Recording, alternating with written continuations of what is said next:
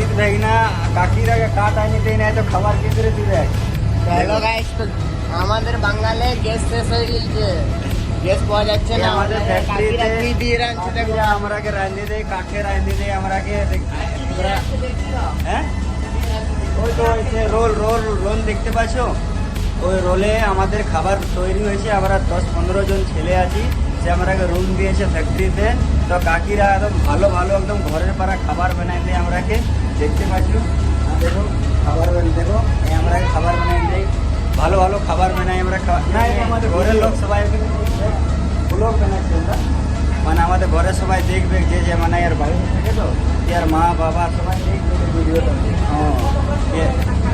হ্যাঁ কত কষ্ট করে আমরা এখানে খাই দায়, কষ্ট করে আর বানাই দেয় আমরা খাবার। এত সুন্দর সুন্দর খাবার বানাই দেয়, কত বৃষ্টি বৃষ্টি খাবার বানাই দেয়। কিউট মাসিলার জন্য সবাই লাইক শেয়ার করবে। কিউট মাসিলার জন্য হ্যাঁ দেখছি মামা 10টা করে রুটি খায় আর 20 টাকা করে